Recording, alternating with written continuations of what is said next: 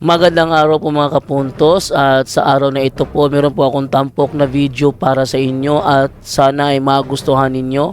Kaya sa mga bago pa po sa aming channel, please po don't forget to hit the subscribe button at ang notification bell para maging notified kayo sa bawat video na ilalabas ko sa channel na ito. At bilang kahilingan po ng punto por punto team at naway maintindihan po ninyo, sana po wag nyo pong i-skip yung mga ads sa aming mga video. Sa maliit na bagay na po na yan, malaking tulong po yan sa ating programa at sa ating ministry. Sana po maunawaan po ninyo. Maraming salamat po, kaya wag na po natin patagalin. Simulan na po natin.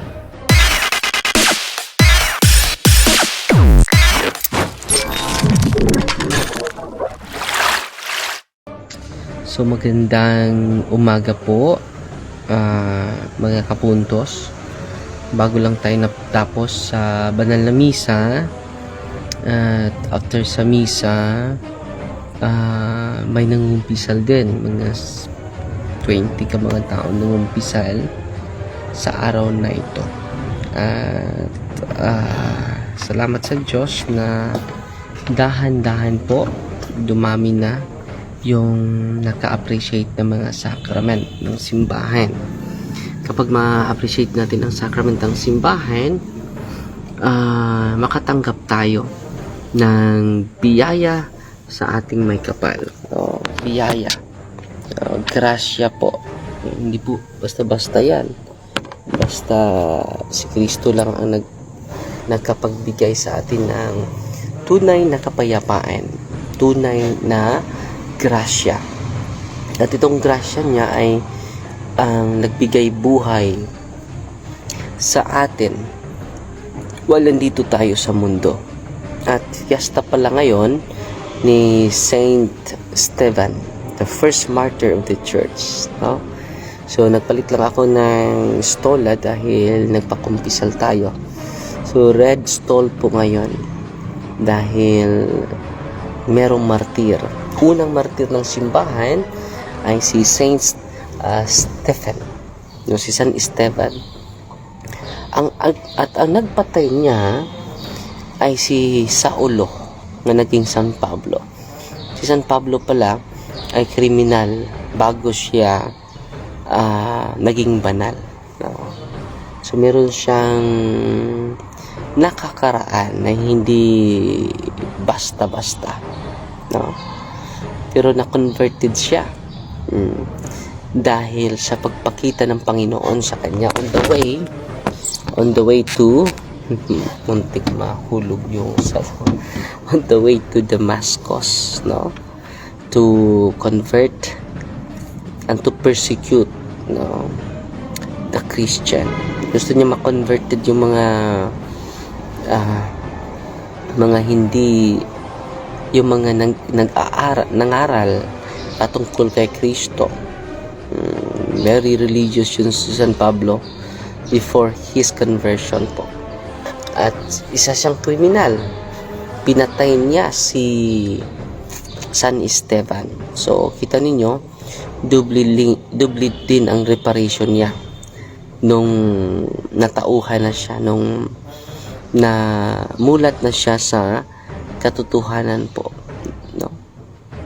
So grabe yung conversion ni San Pablo. Pero dito tayo magmuni-muni sa sinabi ni San Esteban, mga kapatid, sa mga bumato sa kanya, sa nagpersecute sa kanya. Sabi niya sa Acts of the Apostle chapter 7 pala, 58 to 60, na malapit na siya mamatay. Sabi niya, Panginoon, tanggapin niyo po ang aking kaluluwa, at wag niyo po silang pasasagutin sa mga kasalanan nilang nagawa against sa akin.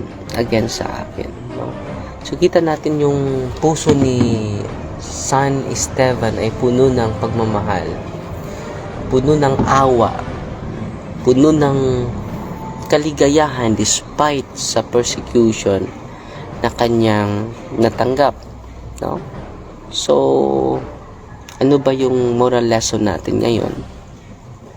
So, linisin natin yung isipan natin.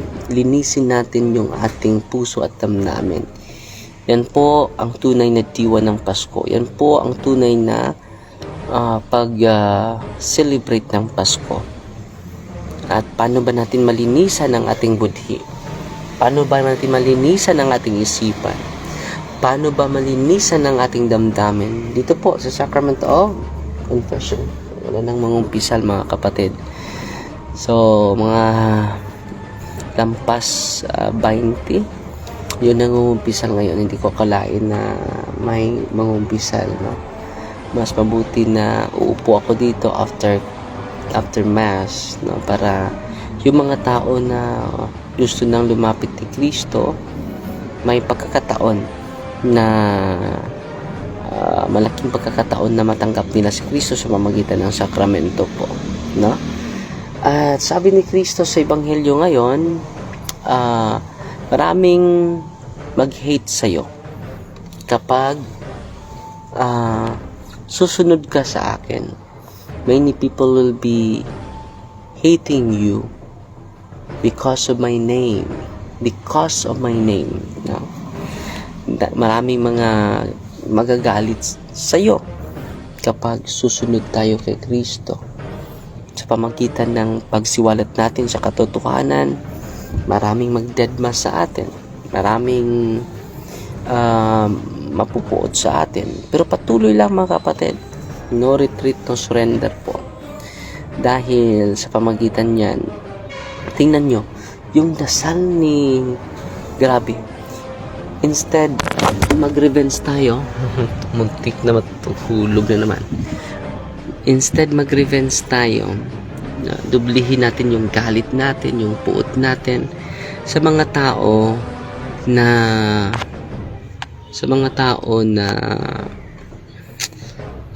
nagagalit sa atin.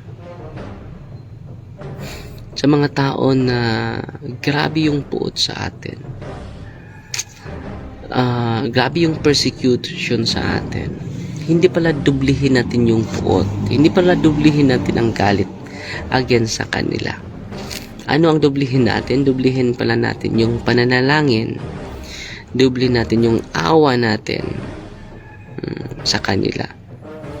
At pagdadasal. Ano nangyari sa dubli na awa? Dubli ng pag-ibig ni San Esteban? Si San Pablo na mamatay tao, na grabe yung persecutor talaga sa mga Kristiyano during the 1st century era. Ano nangyari sa kanya? He is converted, no? So yan ang matutunan natin sa banal na salita ng Diyos ngayong araw na ito. Let us pray for those who persecute us. Let us continue to be merciful, to offer mercy and love to them. So mahirap yan, pero kinakailangan po to save souls. Dahil kapag dubli yung puot natin at dubli yung galit natin against sa kanila, no? Tayong dalawa, yung nagalit sa atin, nag-persecute sa atin, pati tayo ay kasama, magkaisa tayo dun sa impyerno. We receive the eternal damnation, eternal punishment. Yan po ang trap ng demonyo sa atin mga kapatid, at mag-ingat po tayo niyan. Dublihin natin yung pag-ibig natin ngayong araw na ito. Dublihin natin ang ating panalangin sa araw na ito. Dublihin din natin ang ating awa, no? Sa mga mahal natin sa buhay. So, nagpapatas tayo. Hoy, papaday mo? Papaday mo na eh? May pa-blessing? Asa man? Nadire, sa puntahan. Sige. So, may magpa-bless ng bagong motor ngayon. So, good morning sa lahat. Si Sion Sandoy. Good morning, Father Darwin. From Jensen, si Felson nanonood sa atin. Si Lorna. Good morning, Father. Si Pascual Elina nanonood sa atin ngayon. At mag-bless muna tayo ng motor. So, ito yung simbahan natin, mga kapatid. Isa ba ng motor? Iya? Ay mo? Mag-bless tayo ng sasakyan. Good morning, Nay. Good morning. So, bagong motor. Kinindot sa motor, oh. Pagkanindot sa motor, ito i-bless ng motor. Kasi nga ako, anong? Amiyo. Dito na. Anak na yan. Ay, agluwag ka na. Bless tayo ng motor, mga kapatid. Patay, grocery. Uy. Ito po yung ano, nabali. Oh. Niditi. So, ito po yung rosary na satanic, mga kapatid. Sakay daw ay nun sa tani.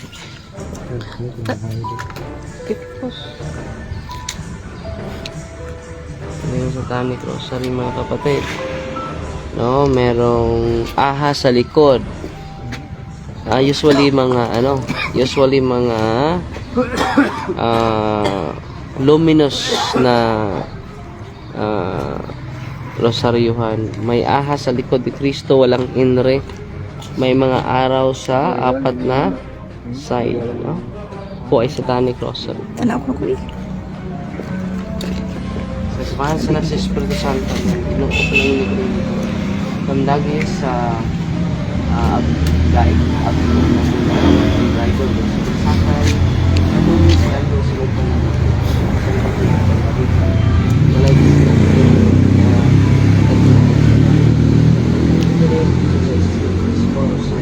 Precious God of Jesus Christ, consecrate this secret of Jesus Christ. Inom natin mo sa inyo. We just go sa inyo. Thank you, Lord. Hindi po kumukita. Tanaw ko kita. Okay. So, maraming salamat. Oh, welcome lang. So, ito yung simbahan natin, mga kapatid. Sa labas ng simbahan, may Christmas tree na kami dito. At ito yung labas ng ating simbahan sa Valencia, Bohol. Ito yung kumbento namin sa harapan, no? Ulabang kami og kalsada, mga aming Belen. Kita niyo yung Belen natin? Yung Belen natin. So, mag-breakfast muna tayo, mga kapatid. Karoon tayong Christmas party sa mga kaparian ngayon. So, ito ang highway, national highway. Mga onta na ay! Mga onta. National highway. Kasi na ako may kanod. Hindi pa lang kanod. Sige. Ako may kanod. Ay, ito mag-rin ako ng kanan. Maginilagan mo. So, ito yung national highway, mga kapatid, no? Papasok tayo sa kumbento. Si Julmar Pinaso Bugtay, blessed my family father. Nindot diha pads, oy laag jud ko diha pohon ba. Si Sister Irene, pohon sis, no? So, nandito na tayo sa kumbento. Ito yung kumbento natin. May Cristo Rey dito. Oo. Mga lights sa Pasko. So, merong mga langgam dito. Nag-aawitan. Mga singalan nilang gaman eh. Amo ni ang ato kumbento, mga kapatid. So, antique yung kumbento natin. Hoy, no. Good morning. Asam ka? Sorry, Pad. Ito ka, Pati Rumi? Sorry, Santo Niño. Ate Fe, good morning. Good morning, Ate Fe.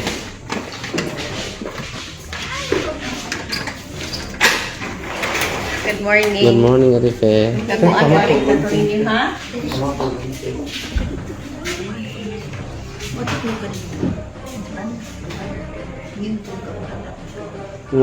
Bitso na sa rukuray? Sunod na lang na yung pawis ako. Okay, mga kaigsuunan. Ano itong balan niya gamay. Office of Paris, please. Yung kusina natin, mga kapatid. So, bye-bye. Fighting Maria, Tatak Safety with a humble heart po.